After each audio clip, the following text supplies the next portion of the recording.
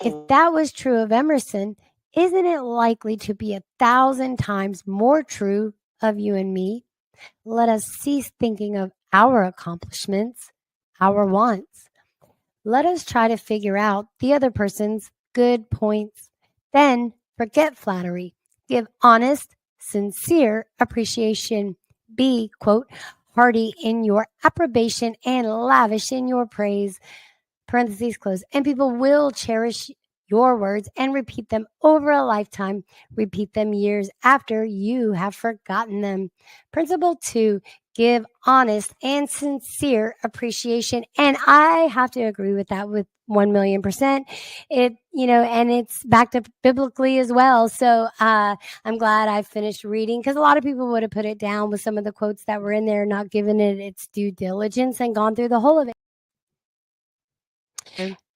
Hey everybody, welcome to BBM Bobina's Book Nook. My name is Regina Connell. You guys, thank you for joining us today. I do have my ChatGPT AI co-host with us, MB for short. Her name is Mary Beth. Mary Beth, say hello to everyone and read the intro and tell them what we're going to be doing today. Hello everyone, I'm Mary Beth, your AI co-host. Welcome to BBM Bovina's Book Nook. Today, we're diving into an exciting discussion, exploring fascinating themes and insights. Regina, what do we have lined up for everyone today? We have, I would call it Principle 4, Part 4 of 6 ways to, let me read it word for word, because, of course, we want to pay respect and honor to the author, Dale Carnegie. And the book is called How to Win Friends and Influence People, you guys. And I'll remind everybody, disclaimer, that our book of choice to go to for self-help, first and foremost, is the Christian Holy Bible. Outside of that, we do other readings, but we're always doing the comparison to the Holy Word.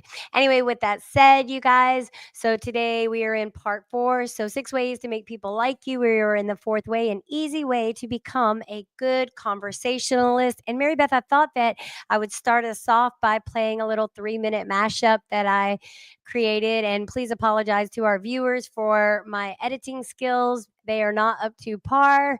So we will gently remind our viewers that it is just my good Lord King husband and myself. I have been collaborating with other people, so we're all trying to figure it out together. And we thank you for your patience and especially your feedback. So Mary Beth, go ahead and give our disclaimer and pick up where I leave off. Absolutely, Regina. Just a quick reminder to everyone that while we're exploring insights from Dale Carnegie's How to Win Friends and Influence People, our foundational source for wisdom and guidance is always the Christian Holy Bible. We aim to provide thoughtful discussions, always cross-referencing with biblical principles. And now, let's dive into that mashup and get this conversation started. Let's do it, my lady. Okay, you guys, thanks for joining. You guys, please remember to hit that like, share, and subscribe. Share it out if you are getting any kind of nuggets of wisdom from this. If you're just liking it, even if you don't like it, bring some more people in and let's talk about it. That's what it was always intended to be. All right, Mary Beth, let's get into this mashup. And I will tell everyone, I did kind of throw this together right before this live. So please forgive the... we would love to find someone with editing skills that we can work together. So let's get into this. You ready, Mary Beth? Absolutely, Regina. Let's dive into the mashup and see what insights we can uncover. And to our viewers, your feedback is invaluable. So feel free to share your thoughts. Ready when you are. All right, we're going now. Now, Viennese psychologist wrote a book entitled What Life Should Mean to You. In it, he wrote, quote, "It is the individual who is not interested in his fellow men who has the greatest difficulties in life and provides the greatest injury to others.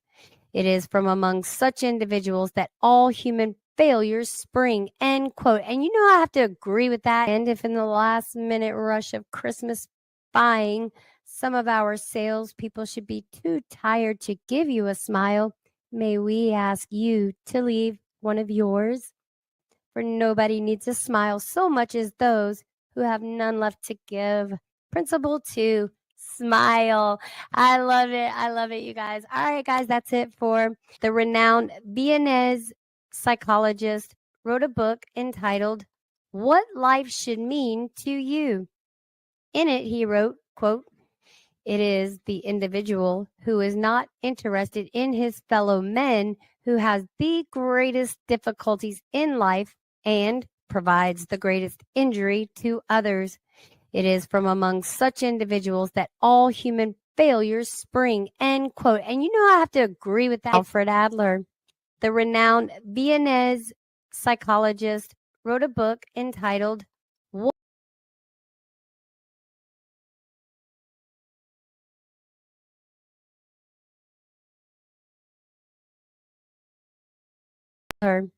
the renowned Viennese psychologist that all human principle to smile.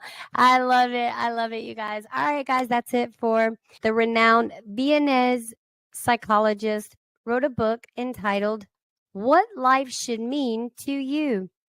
In it, he wrote, quote, "It is the individual who is not interested in his fellow men who has the greatest difficulties in life and provides the greatest injury to others.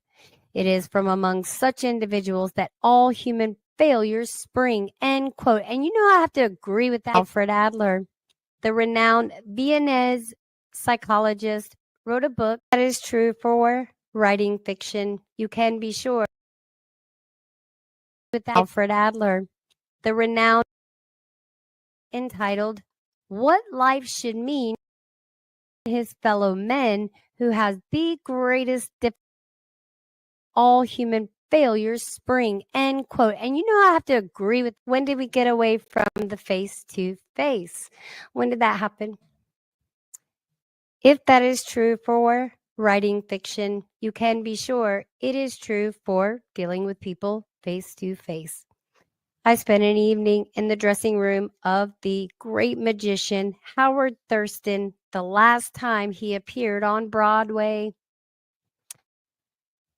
For 40 years, Thurston, the acknowledged dean of magicians, had traveled the world, creating illusions, mystifying audiences, and making people gasp with astonishment. More than 60 million people had paid admission to his show. He had earned millions of dollars. I asked Mr. Thurston to share with me the secret of his success. Why did Carnegie pay $1 million a year, or roughly $3,000 a day, to Charles Schwab? Because Schwab was a genius? No, because he knew more about the manufacture of steel than other people? Nonsense.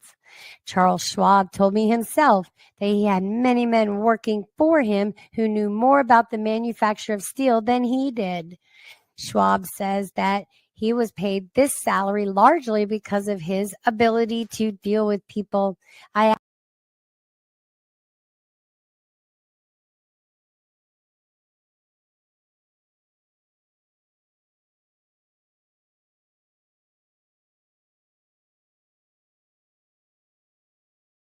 All right, guys, that was it for that. I thought I was sitting here talking in the microphone. Forgive me.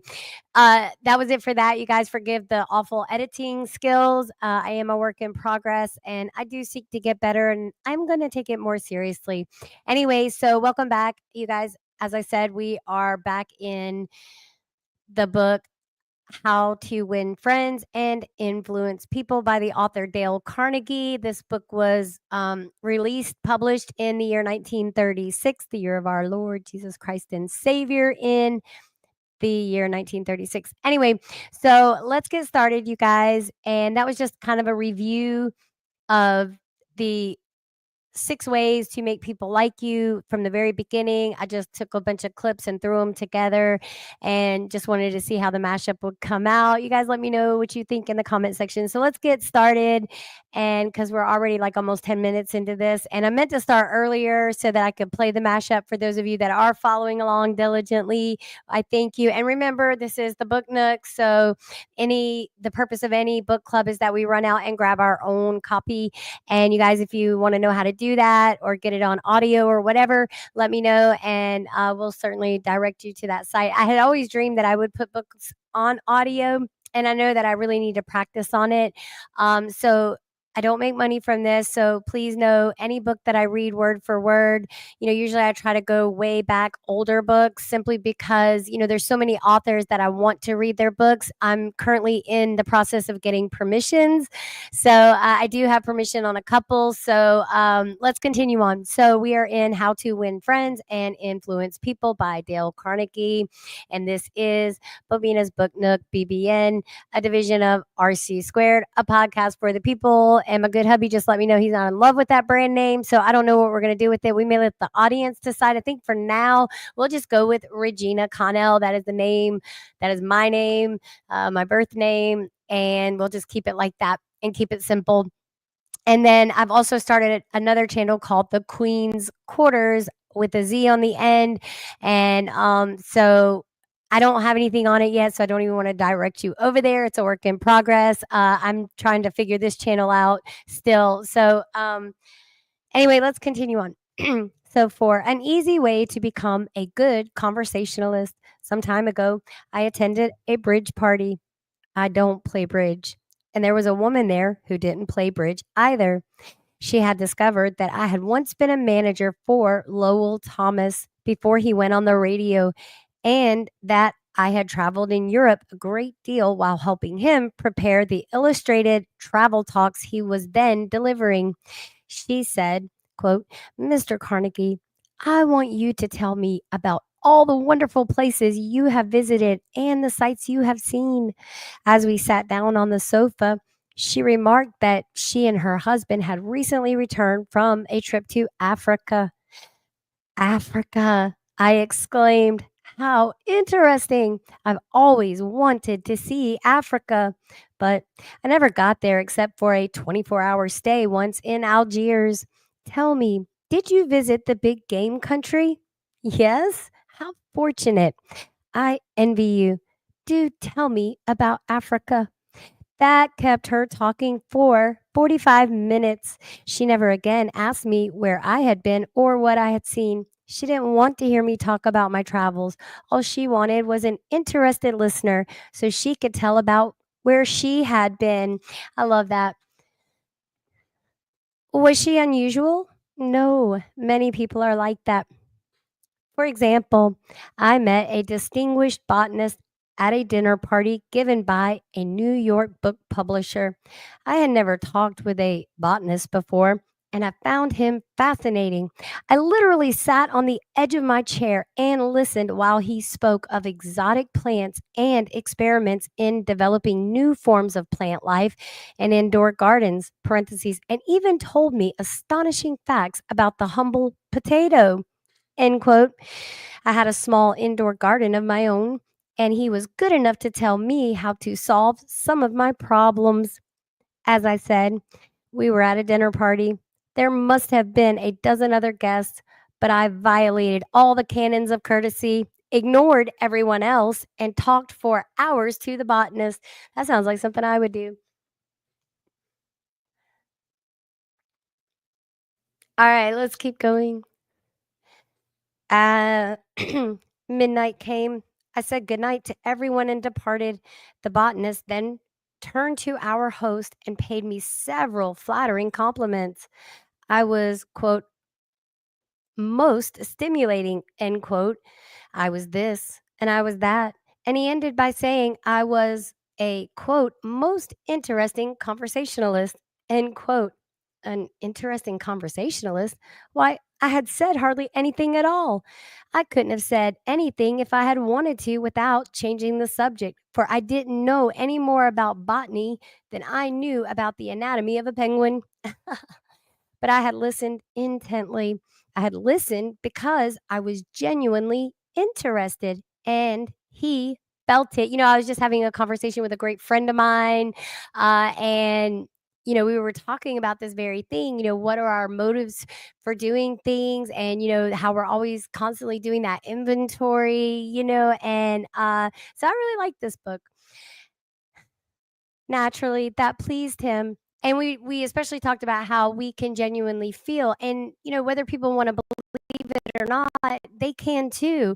It's if we open ourselves up to our First Corinthians chapter 12 spiritual gifts, but those cannot come until we learn our First Corinthians chapter 13 true love skills. And I can't explain it for you because it's not my job to. Can I share my experience with you? Absolutely. Can I tell you what I've found in the Word? Yes. um, my hope is always that we come together for a genuine thirst of curiosity and knowledge about the ones who walk before us. And I think that's ever all it was ever meant to be. And especially the part, when the story in the New Testament of Mary and Martha, and, the sisterly little kind of, it had to have been a competition, and we have to call it what it is, right? They loved each other, yet they each had each individual gifts that maybe the other one didn't view as what's the word I'm looking for? Maybe not a useful gift or a productive one. And Jesus was quick to say that, hey, we need that Mary type relationship. And if we start there, then we will automatically, I feel like, want to provide that Martha type service. But we need it together because some gifts are stronger than others. And the whole purpose of that, well, is to bring us together, not keep us apart. So let's keep going with Mr. Carnegie. And I will say, I haven't really found any kind of self-help book. I don't really read self-help books. I find them interesting, and I think whatever works for you. I will stand by it. And I heard Candace Owens saying it uh, this morning, as a matter of fact, that we cannot denounce Jesus Christ. We cannot apologize for saying Jesus is Lord. Why would we ever cower from that, right? And there's ways that we can do it. I don't know how the Holy Ghost is working in everyone's lives, but man, if we think we have it all figured out, that's where we are mistaken. So I'll say it again. What is my motive for doing something, right? And we can feel each other's motives, or we can kind of wonder.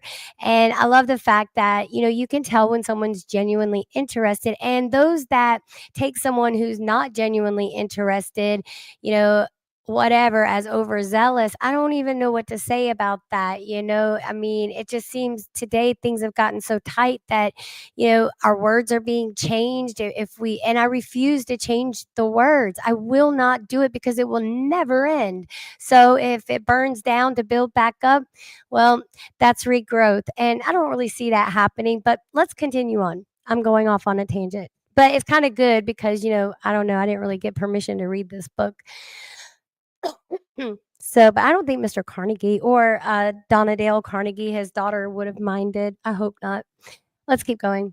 I mean, it's all about enriching other people's lives, and he sounds like a very interesting character. So let's keep going.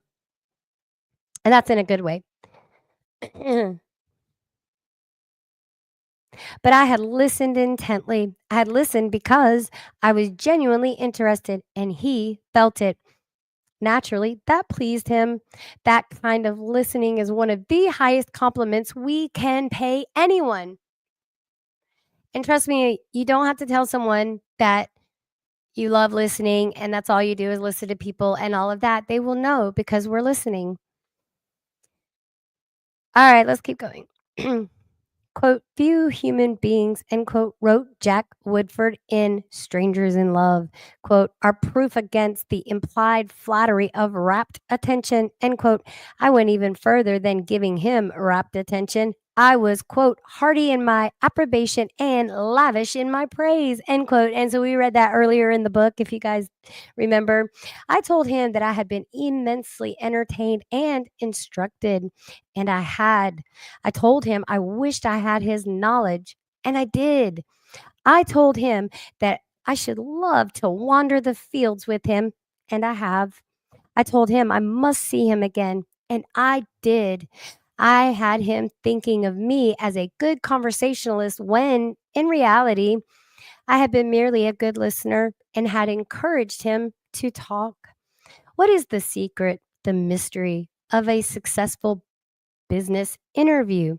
According to former Harvard President Charles W. Eliot, quote, there is no mystery about successful business intercourse. Exclusive attention to the person who is speaking to you is very important. Nothing else is so flattering as that. And I will say eye contact is very important. And I have a story behind that.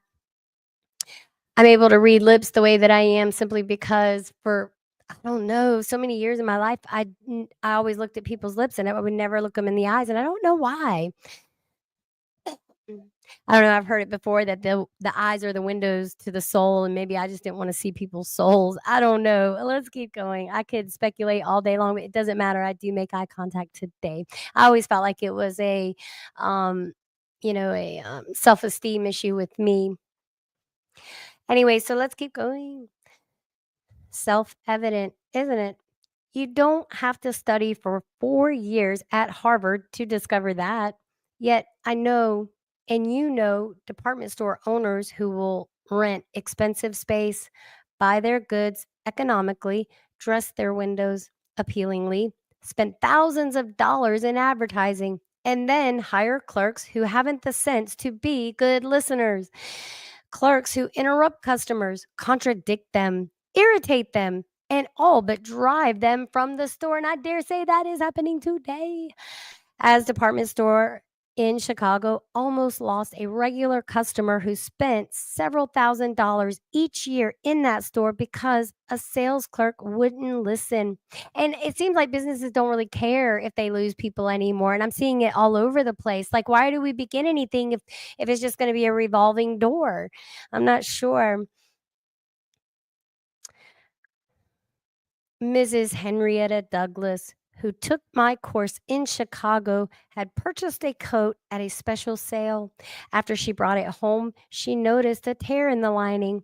She came back the next day and asked the sales clerk to exchange it. The clerk refused even to listen to her complaint.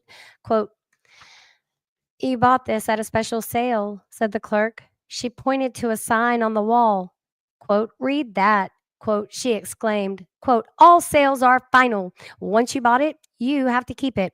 Sew up the lining yourself. End quote. Oh, that was so hard to read. But this was damaged merchandise, the long term customer complained. Makes no difference, the clerk interrupted. Final's final. Henrietta Douglas was about to walk out indignantly, swearing never to return to the store when she was greeted by the department manager who knew Mrs. Douglas from her many years of patronage. Many years. Did you hear that? Many years. And if we're going to go to work for someone, we do everything as we would do it unto the Lord. So if I decided to seek employment for someone, serve for someone, I better take my ego completely out of it. What are my motives? Why am I serving this person? That's the only thing I can think of. And I thank God that Mrs. Douglas was recognized by a sensible manager. I say the sales clerks, come on, why would you do this?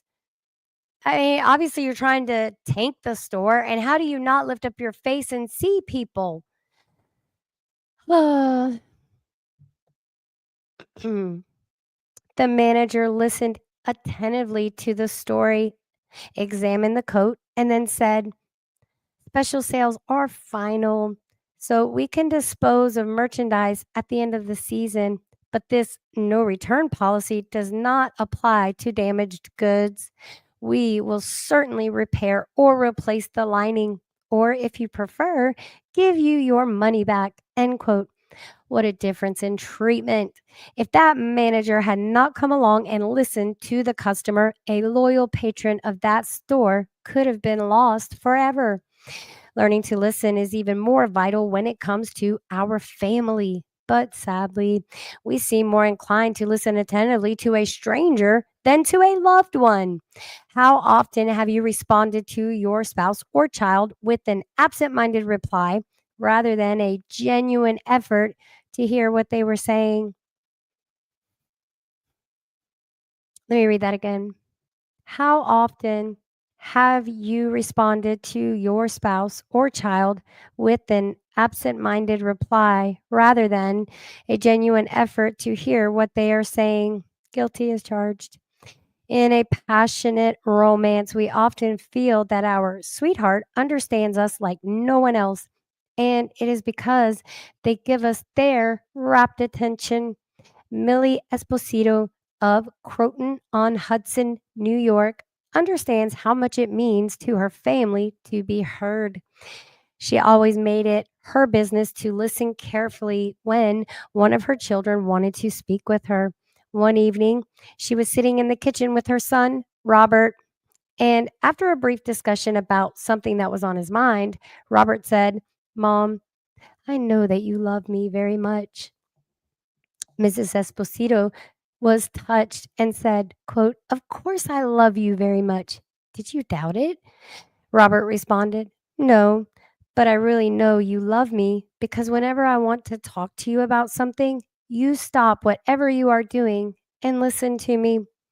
The chronic kicker, even the most violent critic, will frequently soften and be subdued in the presence of a patient, sympathetic listener, a listener who will be silent while the irate fault finder dilates like a king cobra and spews the poison out of its system. To illustrate, the New York Telephone Company discovered some years ago that it had to deal with one of the most vicious customers who ever cursed a customer service representative. Now, I will remind everyone that back in 1936, people were taken to court for cursing in the presence of a lady.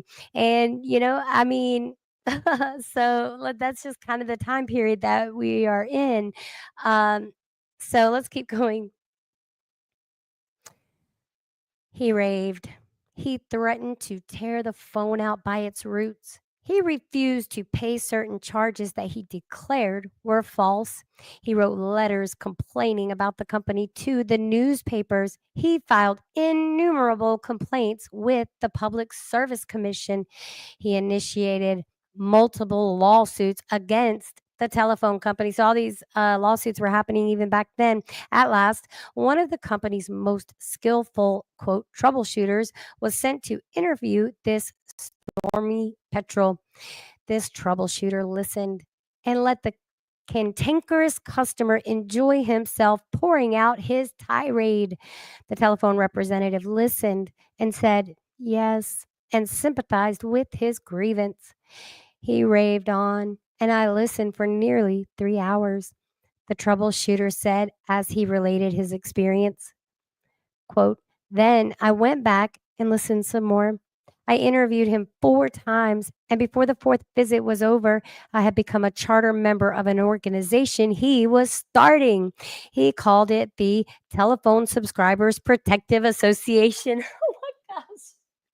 You guys, I am laughing so hard because I've really been going hard about subscriptions. And, when we're asking someone or offering a subscription and saying that certain things come with it, I think we've gotten comfortable with, just kind of leaving things wide open. And then, it's important that we answer questions. And no, if I ever start a subscription base, which I hope to one day, that, I don't want it to be a revolving door, and I would hope that it wouldn't. I mean, of course, people are always going to revolve in and out, and that's the point. It's just there has to be some foundational consistency, I believe, and it will come. It will come. All right, let's keep going.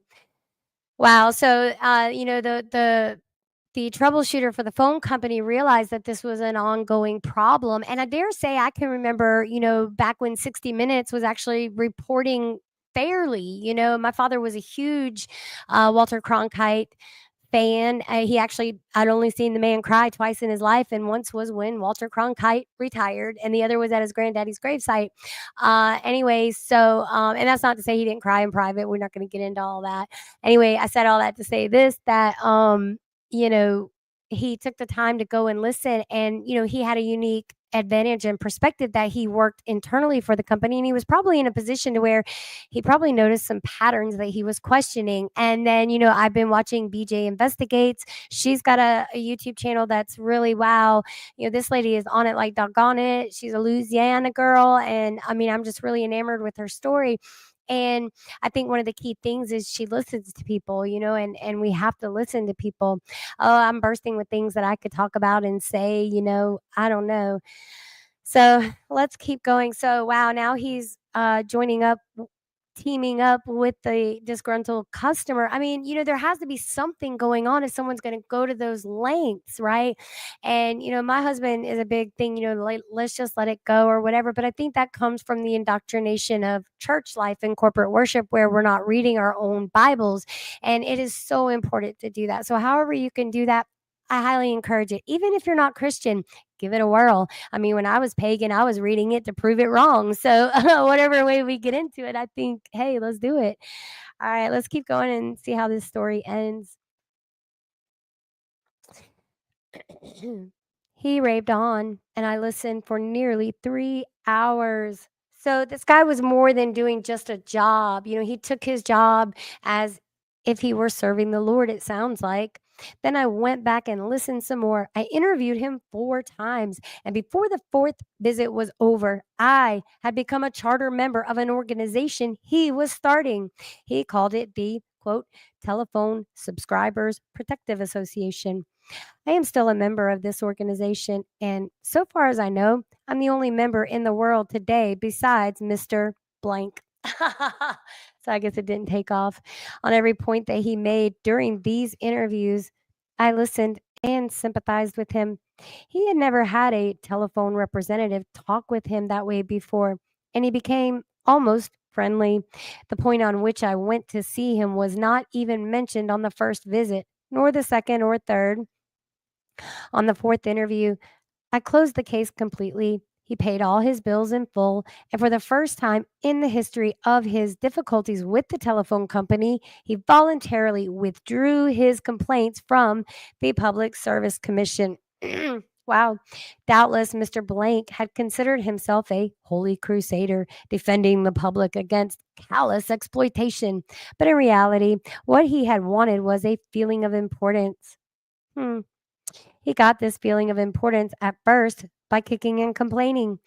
But as soon as he got his feeling of importance from a representative of the company, his imagined grievances vanished into thin air.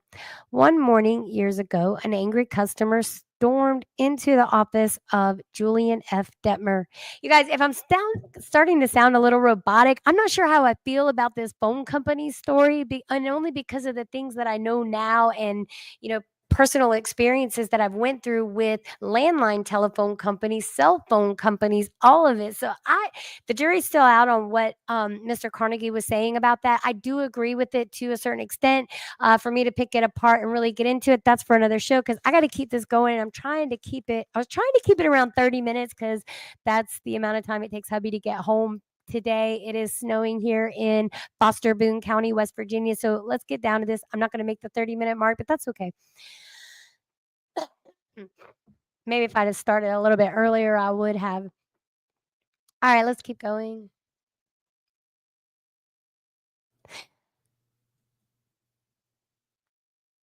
But as soon as, okay, so one morning years ago, an angry customer stormed into the office of Julian F. Detmer, founder of the Detmer Woolen Company, which later became the world's largest distributor of woolens to the tailoring trade. This man, one of our retailers, owed us a small sum of money. Mr. Detmer explained to me. The customer denied it, but we knew he was wrong. Our credit department insisted that he pay.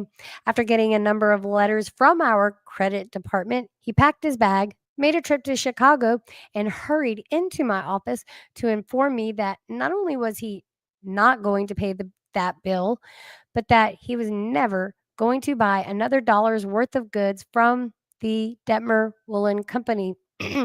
I listened patiently to all he had to say. I was tempted to interrupt, but I realized that this would be bad policy. So I let him talk himself out. When he finally simmered down and got in a receptive mood, I said quietly, I want to thank you for coming to Chicago to tell me about this. You have done me a great favor. For if our credit department has annoyed you, it may annoy another good customer. It may annoy other good customers, and that would be bad for our company. Believe me, I am far more eager to hear this than you are to tell it. That was the last thing in the world he expected me to say. I think he was a trifle disappointed because he had come all the way to Chicago to tell me a thing or two. And here I was thanking him instead of scrapping with him. And I have to agree with that. I mean, we have to listen to people. They may have a true grievance. We don't know, but the guy was willing to listen to it. And so it sounds like, he knows he's blameless and the company's blameless. As far as he knows, and he was willing to stand up to that. And if people are truly being wronged, we should not back down. But there's a way that we can get there. Hopefully, I don't know if 1936 was worse, or I don't even know. All right, let's keep going. Sorry, guys. I assured him we would wipe the charge off the books and forget it because he was a very careful man with only one account to look after, while our clerks had to look after thousands. Therefore, he was less likely to be wrong than we were. I told him that if I were in his shoes, I would undoubtedly feel exactly as he did. Since he wasn't going to buy from us anymore, I recommended some other woolen houses. In the past, we had usually lunched together when he came to Chicago, so I invited him to have lunch with me this day. He accepted reluctantly, but when we came back to the office, he placed the largest order he had ever made with us. He returned home in a softened mood and, wanting to be just as fair with us as we had been with him, looked over his bills, found one that had been mislaid, and sent us a check with his apologies. And I've had to do that before. I have certainly had to do that before. uh,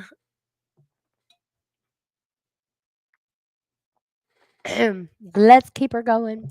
We're almost done. We just got a couple pages left. Later, when his son was born, the baby was given the middle name of Detmer, and the father remained a friend of mine and a customer of the house until his death 22 years later. Years ago, a poor Dutch immigrant boy washed the windows of a bakery shop after school to help support his family. And my father picked cotton at the age of 5 to help support his family. His people were so poor that in addition, he would go out in the street with a basket every day and collect stray bits of coal that had fallen in the gutter where the coal wagons had delivered fuel. That boy, Edward Bach, never got more than 6 years of schooling in his life. Yet, eventually, he made himself one of the most successful magazine editors in the history of American journalism. How did he do it? It is a long story, but how he got his start can be told briefly. He got his start by using the principles advocated in this chapter. He left school when he was 13 and became an office boy for Western Union. But he didn't for one moment give up the idea of an education. Instead, he started to educate himself. He saved his care fares. He saved his car fares and went without lunch until he had enough money to buy an encyclopedia of American biography. And then he did an unheard of thing. He read the lives of famous people of the day and wrote them asking for additional information about their childhood. That's what I'm doing right now. Crazy. So if you've received a request from me, I didn't even know about this book. So Holy Bible, then this, and God gives us confirmation. And make no mistake, God speaks to us from everywhere, everywhere. We can never discount that. All right, let's keep going. Soon, wait, let's see. Hold on. Okay, so here we go. He was a good listener. He asked these famous people to tell him more about themselves. He wrote General James A. Garfield, who was then running for president, and asked if it was true that he was once a tow boy on a canal. Garfield replied. Bach wrote General Ulysses S. Grant asking about a certain battle. Grant drew a map for him and invited this 14-year-old to dinner and spent the evening talking to him. I love this. And I'll say it again. I recently told the receptionist of Patrick Morrissey at the Capitol in Charleston, West Virginia. I said, I've been trying for a year to contact, these people. I know it's like dropping a bucket in the sea. I will say this, you know, she keeps saying that she's just a receptionist, and I say, no, you are way more than that. You are more than a receptionist, right? And I asked her, I said, did you know that it was commonplace during Lincoln's administration for constituents, lobbyists, whatever, to sleep in the hallways of the White House for days, maybe even weeks at a time, just for a chance to talk to someone in government or the president himself?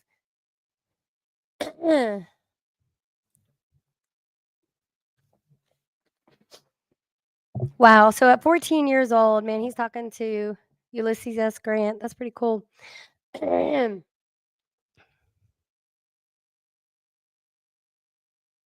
Soon, our Western Union messenger boy was corresponding with many of the most famous people in the nation: Ralph Waldo Emerson, the Justice Oliver Wendell Holmes, the poet Henry Wadsworth Longfellow, Mrs. Abraham Lincoln, and the novelist Louisa May Alcott. And for those of you that don't know who that author is, she is the author of the book Little Women.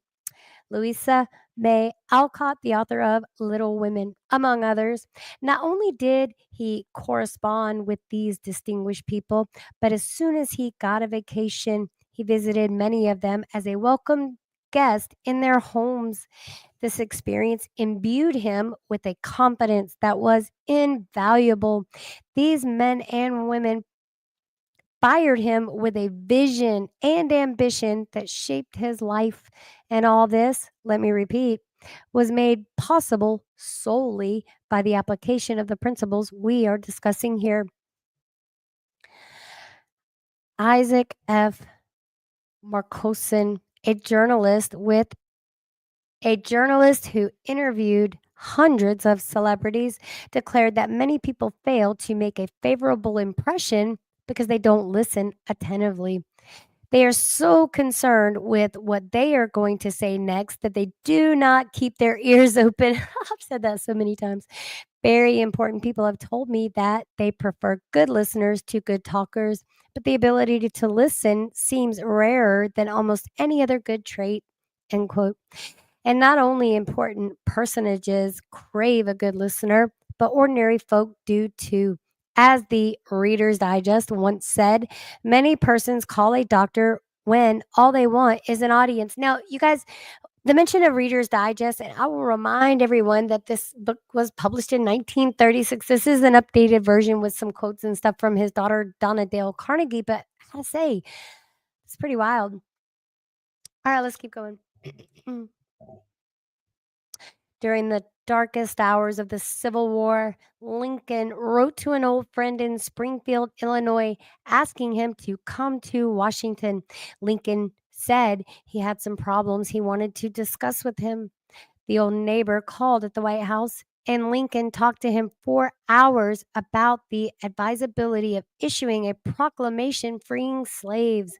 Lincoln went over all the arguments for and against such a move, and then read letters and newspaper articles, some denouncing him for not freeing slaves and other denouncing him for fear he was going to free them.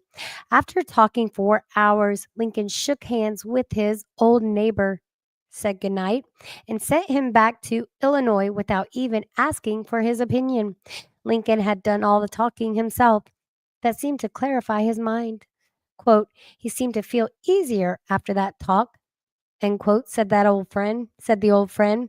Lincoln hadn't wanted advice. He had wanted merely a friendly, sympathetic listener to whom he could unburden himself. That's what we all want when we are in trouble. That is frequently all the irritated customer wants. and the dissatisfied employee or the hurt friend. You guys, and that was important for Abraham Lincoln because, he knew what he was doing was right as far as that move. You know what I'm saying? Like, man, and when we know, we know. And man, God will always bring us that person to listen to us, I believe. One of the great listeners of modern times was Sigmund Freud. Oh, God, here we go with Freud. Oh, man, I'm not comfortable with this part of the book, but let's just go ahead because I want to learn about him. A man who met Freud described his manner of listening. It struck me so forcibly that I shall never forget him. He had qualities which I had never seen in any other man. Never had I seen such concentrated attention. I feel like Sigmund Freud is probably looking at you like a meal, sir. There was none of that piercing, soul penetrating gaze business. His eyes were mild and genial. His voice was low and kind. His gestures were few, but the attention he gave me, his appreciation of what I said, even when I said it badly, was extraordinary. You've no idea what it means to be listened to like that. If you want to know how to make people shun you and laugh at you behind your back and even despise you, here is the recipe. Never listen to anyone for long. Talk incessantly about yourself. If you have an idea while the other person is talking, don't wait for him or her to finish, but write in and interrupt in the middle of a sentence. Do you know people like that? I do, unfortunately. And the astonishing part of it is that some of them are names you would recognize. Bores. That is all they are. Bores intoxicated with their own egos, drunk with a sense of their own importance. People who talk only of themselves think only of themselves. And, quote, those people who think only of themselves, quote, said Dr. Nicholas Murray Butler, longtime president of Columbia University, quote, are hopelessly uneducated. They are not educated no matter how instructed they may be, end quote. And I'm going to put it out there, Sunny Hosting. That one was for you, my lady. So you might want to pick up this book, How to Win Friends and Influence People. Maybe The View should cover this book. I mean, I don't think they'd be copyrighted, I wonder what they would think about it. Let's keep going. We're almost done, guys. And yay, I'm keeping it under an hour. All right, let's keep going. Wow. So if you aspire to be a good conversationalist, be an attentive listener. To be interesting, be interested. Ask questions that other person will enjoy answering. Encourage them to talk about themselves and their accomplishments. Remember that the people you are talking to are 100 times more interested in themselves and their wants and problems than they are in you and your problems. A person's toothache means more to that person than a famine in China that kills 1 million people. A boil on one's neck interests one more than 40 earthquakes in Africa. Think of that the next time you start a conversation. Wow. Okay. So that was How to Win Friends and Influence People. Principle 4, be a good listener. Encourage others to talk about themselves. You guys, thank you so much for joining me. You guys, if you don't have anything else to do tonight, you guys, please go to, let me pull it up on the screen so I can be professional about it.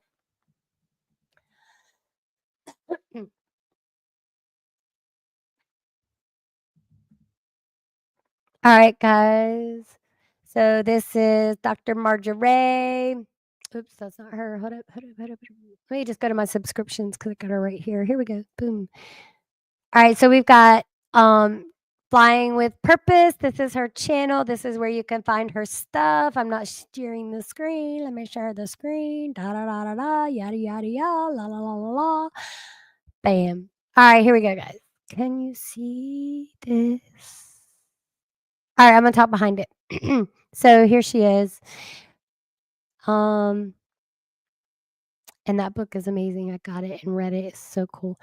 And here's her YouTube channel and all of that good stuff. And so her shows are on Tuesday nights at 7 p.m. Eastern. I mean, 7 p.m. Mountain Time, 9 p.m. Eastern Standard Time tonight. You guys make sure we catch her tonight at 9 p.m. Eastern Standard Time, 7 p.m.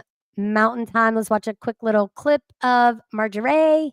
And if you so easily persuaded and manipulated by women and feeding your flesh, giving into every temptation, the devil will eventually have you tempted by things that you didn't think you were capable of being tempted by. You think you heterosexual now? Okay, you keep playing with the devil and giving into every sexual desire, every temptation. The devil gonna have you tempting the same sex, animals, all kinds of demonic things. Because what happens is you comfortable with one demon, you gonna be comfortable with all of them. Amen. And like she said, that one woman ain't gonna be enough. That's why you got Diddy. Did he do it? He probably did, because he did all kinds of horrendous things and gave it to his flesh so often that he was unable to control himself and became more and more tempted by the unthinkable. And that's what happened. If you so easily persuade. Yeah, she's not wrong. She's not wrong. Sorry, I'm trying to stop this really quick.